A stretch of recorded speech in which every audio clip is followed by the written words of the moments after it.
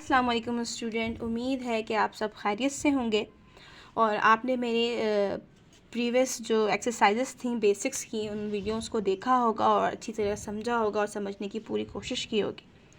अब हम बात कर रहे हैं सब्ट्रैक्शन की, ठीक है। जैसे कि मैंने एडिशन में आपको 3 तरीके बताए। पहला मैंने आपको बताया सिंपल, दूसरा मैंने आपको बताया डेसिमल नंबर और तीसरा मैंने आपको बताया था फ्रैक्शन।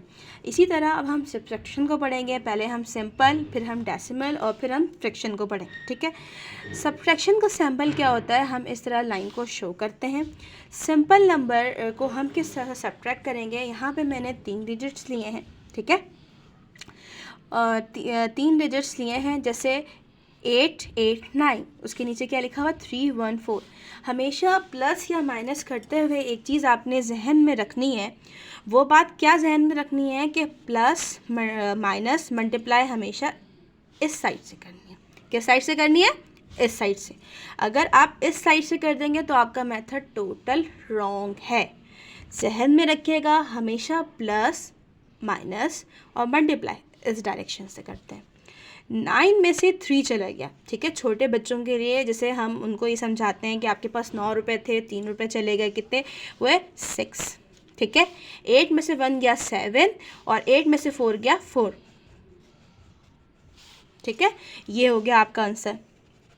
जैसे बच्चों को अक्सर लिखने का फॉर्मेट नहीं आता, लेकिन उनको कैलकुलेशन पूरी आती है, क्योंकि बच्चे जब जाते हैं दुकानदार के पास, पैसे जो चेंज होते हैं वो बेसिकली क्या होता है, सब्ट्रैक्शन ही होता है, ठीक है।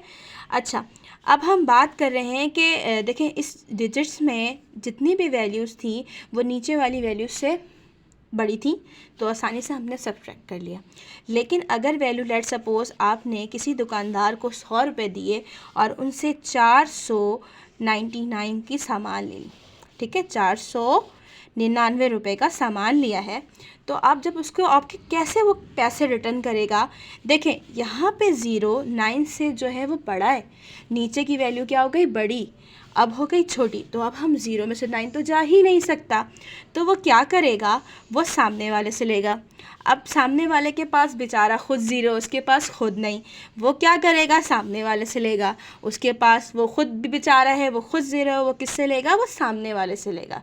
जब वो सामने वाले से लेगा तो वो जब सामने वाला उसको देगा तो उसकी एक वैल्यू कम हो जाएगी।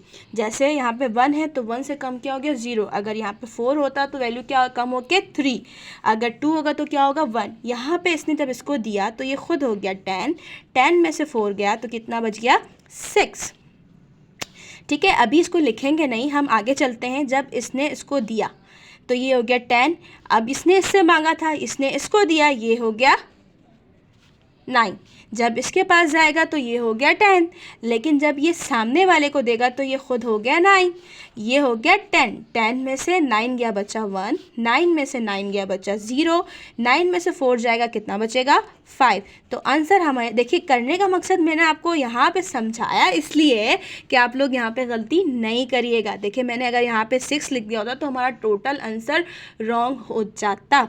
तो यहाँ करेक्शन करने का मेरा मकसद ये है कि आप वैल्यूज़ की डिफरेंस को समझें। हमेशा हम किस तरफ से समझेंगे, इस साइड से सॉल्व करेंगे। एक एक्सरसाइज और कर लेते हैं, जैसे यहाँ पे लिखा हुआ 3, 8, 5, 3, 2, 1, 7। चलें इसे कर लेते हैं हम 7 और इसे कर लेते हैं हम 6, ठीक है। और ये हो गया हमारा 1। जब हम इसको माइनस करेंगे, 3 ऊपर वाली वैल्यू बड़ी, 2 छोटी, तो बचा 1। अब 5 खुद छोटा, वो 6 तो जा ही नहीं सकता, तो ये मजबूर हो गया है किससे, सामने वाले से कर्ज लेने पे। जब ये सामने वाला इसको एक देगा तो इसकी वैल्यू हो जाएगी कम, मतलब 7, और जब ये इसको देगा तो ये कितना हो गया 15, 15 में से जब 6 जाएगा तो बचेगा 9, ठीक है। 7 में से 7 चला गया, कुछ भी नहीं बाकी। 3 में से 1 गया, बचा कितना बचेगा 2।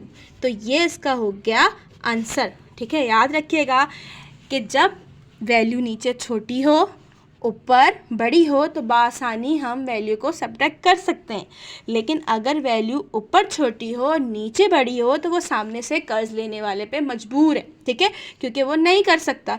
जब सामने वाला उसको एक देगा तो उसकी वैल्यू वो एक रिड्यूस करेगा, मतलब अगर 8 है तो 7, 7 है तो 6, 6 है तो 5, ठीक है। ये बात याद रखिएगा और बहुत सारे क्वेश्चंस करिएगा और इसको बहुत अच्छी तरह समझने की कोशिश करिएगा, क्योंकि प्लस माइनस मल्टीप्लाई और डिवाइड ये हमारा बेस बनाते हैं, ठीक है। और मैंने अपनी वीडियोस को जो है वो 3 हिस्सों में डिवाइड कर लिए। एक पोर्शन मेरा बेसिक्स का है, दूसरा पोर्शन ग्रेड 9 और ग्रेड मैट्रिक के लिए, ठीक है। उम्मीद है आपको ये मेरी वीडियो पसंद आई होगी और जो मेन मकसद है आपने चीज़ें सीखी होंगी, ठीक है। अपना बहुत सारा ख्याल रखिएगा। इंशाल्लाह नेक्स्ट वीडियो में मिलते हैं। अल्लाह हाफ़िज़।